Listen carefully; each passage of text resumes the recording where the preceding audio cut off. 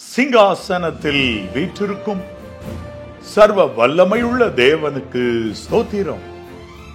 பிதா குமாரன் ஆவியானவரை கனம் பண்ணுகிறேன், ஸ்தோத்தரிக்கின்றேன். ஹல்லேலூயா. கர்த்தருடைய பரிசுத்த நாமத்துக்கு ஸ்தோத்திரம். கர்த்தருடைய பரிசுத்த நாமத்திற்கு ஸ்தோத்திரம். ஆம், என் அன்பு தேவனுடைய பிள்ளைகளே, ஆசீர்வாதம் டிவி நேயர்களே, உங்கள் ஒவ்வொருவரையும் மீட்பர் இயேசு கிறிஸ்துவின் நாமத்தினால் வாழ்த்துவதில் நான் மிக்க மகிழ்ச்சி அடைகின்றேன். ஆண்டவர் நமக்கு தருகிற ஒரு அருமையான சத்தியத்தை இன்றைக்கு புரிந்து கொள்ளப் போகிறோம். அதனால் பயனடைய போகின்றோம். வேதத்திற்கு திரும்புவோமா? லேவியராகமம் 22ஆம் அதிகாரம் 29ஆம் வசனம். கர்த்தருக்கு ஸ்தோத்திர பலியை செலுத்துவீர்களானால் மனப்பூர்வமாய் அதை செலுத்துவீர்களாக. என் அன்பு தேவனுடைய பிள்ளைகளே, பழைய ஏற்பாட்டு காலத்திலே பொருத்தனையாக ஒரு பலி செலுத்தினாலும் உற்சாக பலியாக இல்ல, நான் இன்னைக்கு கர்த்தருக்கு போய் ஒரு பலி செலுத்தணும்னு என் உள்ளத்துல படுது. உற்சாக பலி, சமாதான பலி, இப்படிப்பட்ட பலிகளில் விசேஷ விதமாய் பொருத்தனையாகவோ உற்சாக பலியாகவோ நீங்கள் போய் பலி செலுத்த போகும் பொழுது பழுதில்லாத ஒன்றை தான் அவருக்கு காணிக்கையாய் செலுத்த வேண்டும். இல்லாவிட்டால் உங்கள் நிமித்தம் அது அங்கீகரிக்கப்படுவதில்லை என்று வேதம் சொல்லுகிறது. அப்படியானால் என் அன்பு தேவனுடைய பிள்ளைகளே, கர்த்தர் எனக்கு ஒரு நன்மை செய்வாரானால் நான் ஒரு ஆட்டை பலியிடுவேன் என்று பொருத்தனை பண்ணி இருக்கலாம்.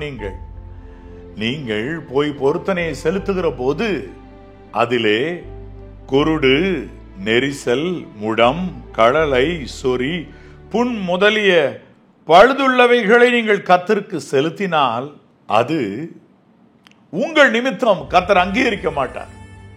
அப்படின்னா என்ன, நீங்க நான் செலுத்திட்டேன் நீங்க திரும்பலாமா இருக்கும். கர்த்தர் சொல்லுவார், என்ன பொருத்தனையை செலுத்தி முடிக்கல.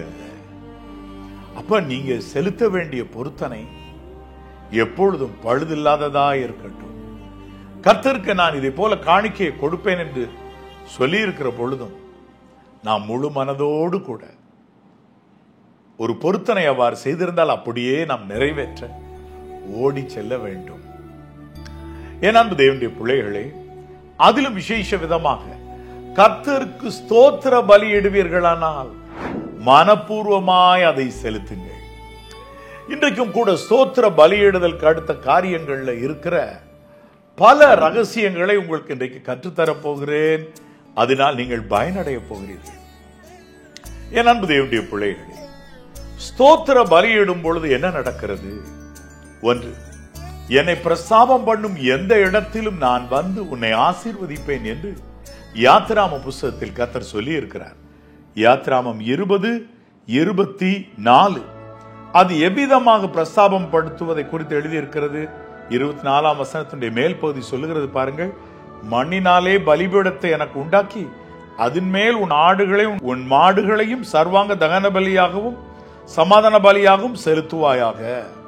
அப்ப ஒரு பலிபீடம் கட்டி அதுல ஆடு மாடு முதலானவைகளை சர்வாங்க தகன பலியாக சமாதான பலியாக ஒருவர் செலுத்தும் பொழுது, என் அன்பு தேவனுடைய பிள்ளைகளே, வானத்துக்கும் பூமிக்கும் அது ஒரு சாட்சியாக நின்று கொண்டிருக்கிறது.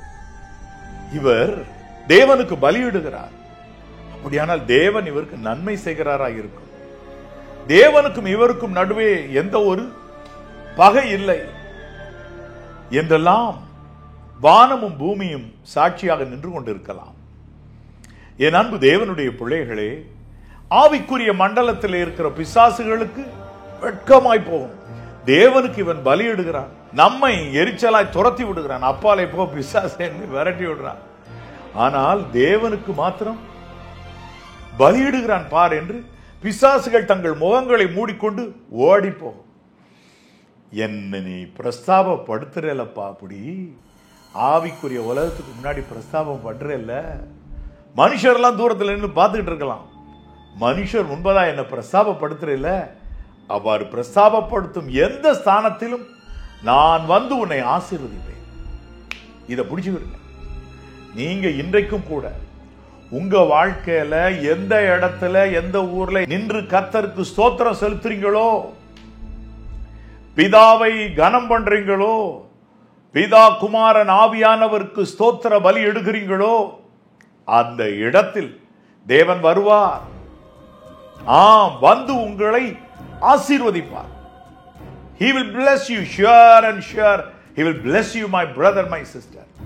ஏன்னா நீங்க மனுஷர் முன்பதாக இல்ல ஒரு சிலர் மனுஷருக்கு தெரியாம சொன்னீங்கன்னா கூட ஆவிக்குரிய மண்டலத்தில் இருக்கிற எல்லா பிசாசுகள் வெட்கப்படும்படியாக ஆவிக்குரிய உலகத்தில் இருக்கிற தூதர்கள் முன்பதாக நீங்க கர்த்தரை பிரஸ்தாபம் பண்றீங்க.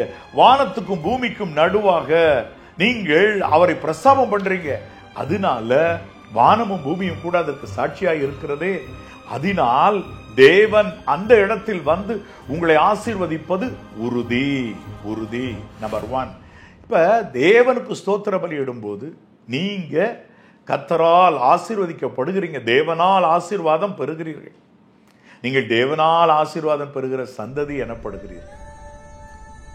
சரிதானா என் அன்பு தேவனுடைய பிள்ளைகளே? ஓகே. நம்பர் 2. இரண்டாவது, தேவனுக்கு ஸ்தோத்திர பலி எடுக்கிற பொழுது நம் வழிகளை செவைப்படுத்த வேண்டும். சங்கீதம் 50, 22, 23 படிச்சு பாருங்க. ஸ்தோத்திர பலியிடுகிறவன் என்னை மகிமைப்படுத்துகிறான், உடனே நான் அவனுக்கு என் ரட்சிப்பின் வழியை வெளிப்படுத்துவேன் சொன்னாரா? இல்ல, அங்கதான் ஒரு பாயிண்ட் இருக்கு. ஸ்தோத்திர பலியிட்டாலும் தன் வழியை செவைப்படுத்துகிறவனுக்கு என் ரட்சிப்பை வெளிப்படுத்துவேன், தேவனுடைய ரட்சிப்பை வெளிப்படுத்துவேன் என்று சொல்லுகிறார் கர்த்தர். ஆங்கில வேதாமத்தில் இவ்வாறு எழுதியிருக்கிறது, ஸ்தோத்திர பலியிட்ட பொழுதும் தன் உதடுகளின் வார்த்தையில் ஜாக்கிரதையாய் பெர்ஃபெக்டாய் இருக்கிறவன். இன்னொரு ஆங்கில வேதாம் சொல்லுகிறது, தன் கான்டாக்ட், அதாவது தன்னுடைய கேரக்டர் விஷயத்துல செவ்வையாய் இருக்கிறவன், குண விஷயங்களில் செவ்வையாய் இருக்கிறவனுக்கு தேவனுடைய ரட்சிப்பின் வழியை நான் வெளிப்படுத்துவேன். ராஜரீகம் பண்ணும் கர்த்தராக என் அன்பு தேவனுடைய பிள்ளைகளே, ஆம், நம் தேவனாகிய கர்த்தர் இருக்கிறார் என்ற பொழுதிலும் சிருஷ்டிகர்த்தாவாக ரட்சிப்பின் வழிகள் பல உங்களுக்கு அழகாக வைத்துதான் இந்த உலகத்தில் எல்லாவற்றையும் சிருஷ்டித்திருக்கிறாரா இருக்கும். ஆகவே தேவனுடைய ரட்சிப்பின் வழியை நான் வெளிப்படுத்துவேன் என்று ராஜரீகம் பண்ணுகிறவராய் இன்றைக்கு மீட்பர் இயேசு கிறிஸ்து நமக்கு சொல்லுவார். என் அன்பு தேவனுடைய பிள்ளைகளே, அப்படியானால் ஒன்றை நீங்கள் நன்றாய் புரிந்து கொள்ளுங்கள். கர்த்தருடைய வழியை கற்றறிந்து கொள்ளுங்கள். ஸ்தோத்திர பலி எடுக்கிற இடத்தில் உங்களுக்கு ஆசீர்வாதம் இறங்கி வரும் என்று நான் சொன்னேன். எந்த ஸ்தானமும் அங்கு ஆசீர்வாதம், அந்த இடத்துல வச்சு ஒரு ஆசீர்வாதம் உங்களுக்கு. நம்பர் 2, இரண்டாவது, நீங்க ஸ்தோத்திர பலி எடுக்கிற பொழுது உங்க வழிகளை செவைப்படுத்த வேண்டும். உங்களுடைய குணம், உங்களுடைய சொல், தப்பான சொற்களை பேசி தெரியக்கூடாது. ஸ்தோத்திர பலியிட்டு விட்டுட்டு அந்த ஊழியக்காரர் இப்படி, இந்த ஊழியக்காரர் அந்த தேசத்துல இப்படி நடக்குது, இவங்க இப்படி, எல்லாரையும் குறை பேசி சொல்லி தெரியவே கூடாது. குறைகளை எண்ணி முடியாது என்று வேதம் ஒரு இடத்திலே சொல்லுகிறது. குறையில்லாத மனுஷன் யார்? ஒரு இடத்தில் இவ்வாறு ஒருவர் எழுதுகிறார். பரிசுத்த வேதாமத்திலே அவர் சொல்லுகிறது, இவ்வாறு எழுதப்படுகிறது, என்ன? ஒரு பாவம் செய்யாமல் நன்மையே செய்யத்தக்க நீதிமான் பூமியில் இல்லையே. அப்படின்னா என் அன்பு தேவனுடைய பிள்ளைகளை, குறைகள் இருக்கலாம், குறைகளை பார்க்க கூடாதுப்பா, அதை தாண்டி நல்லதை பாரு. ஒரு ரோஜா பூவை பார்க்குறீங்க, அந்த ரோஜா பூ செடியில முள் இல்லாம இல்லை, தெரியுமா உங்களுக்கு? பறிக்க போங்க, ரோஜா பூ தெரியும் உங்களுக்கு. நேர ரோஜா பூ கடையில் வாங்கினா முள்ளினுடைய விவரமே தெரியாது. ஒரு செடியில அந்த ரோஜா பூவை பறிக்க நம்ம கை வைக்கும் போது சிறு விரல் கண்டிப்பா முள்ளுல குத்தும். முள்ளுள்ள ஒரு செடியில் தான் ரோஜா இருக்கிறது. அந்த முள்ளை பார்க்காம ரோஜாவை பார்க்கறதுக்கு நமக்கு தெரியுதுல்ல. அதை அருமையா எடுத்து பூங்கொத்தில் வைப்பதற்கோ மலர் மாலையில் அதை சரியாய் கோர்ப்பதற்கோ அதை சூடிக்கொள்வதற்கோ நமக்கு ஞானம் இருக்கிறது அல்லவா? குறைகளை எண்ணாதிருங்கள், நிறை என்ன இருக்கிறது என்று பாருங்கள், அதை எடுத்துக்கொள்ளுங்கள். என் அன்பு தேவனுடைய பிள்ளைகளே, கீழ்ப்பானதில் இருந்து நீ நன்மை பிரித்து எடுக்க கூடுமானால் தேவனுடைய வாய் போல, அவருடைய கைகளில் ஒரு பயனுள்ள பாத்திரம் போல நீ இருப்பாய். கர்த்தருடைய பரிசுத்த நாமத்துக்கு ஸ்தோத்திரம். என் அன்பு தேவனுடைய பிள்ளைகளே, அப்படியானால் இந்த வசனத்துக்கு நீங்க வாங்க. ஒன்று, உங்க வழிகளையும் செவைப்படுத்தும். ஸ்தோத்திர பலியிடுகிறவன் மகிமைப்படுத்துகிறான். இந்த வழியை செவைப்படுத்தின, அடுத்து செவைப்படுத்திட்டா தேவனுடைய ரட்சிப்பு, சிருஷ்டிகராக தேவன் செய்து வைத்திருக்கிற ரட்சிப்பின் வழிகள் எல்லாம் ஒண்ணு ஒன்னா கண்ணுக்கு தெரியும். அடடா, இவ்வளவுதானா? இந்த ஒரே ஒரு சிறு காரியத்துல என் பிரச்சனையே தீர்ந்து போகுது. வழி உங்க கண்ணுக்கு தெரியும். எவ்வளவு பெரிய வனாந்தரமானாலும் அங்க ஒரு மரத்தை வச்சு மாறாவில் அந்த மரத்தை காண்பித்து அதை எடுத்து தண்ணிக்குள்ள போடுப்பான்னு காமிச்சார்ல, அந்த மரத்தை நேற்று இன்னைக்கா ஆண்டவர் வளர்க்கிறாரு. எத்தனை ஆண்டுகளாக அது வளர்ந்து வருகிறது. அப்ப எல்லாம் திட்டமிட்டு தேவன் வைத்திருப்பார். ரட்சிப்பின் வழிகள் எல்லாம் ஆயத்தப்படுத்தி வைத்திருப்பார். அந்த வழிகளை உங்களுக்கு காண்பிப்பார்.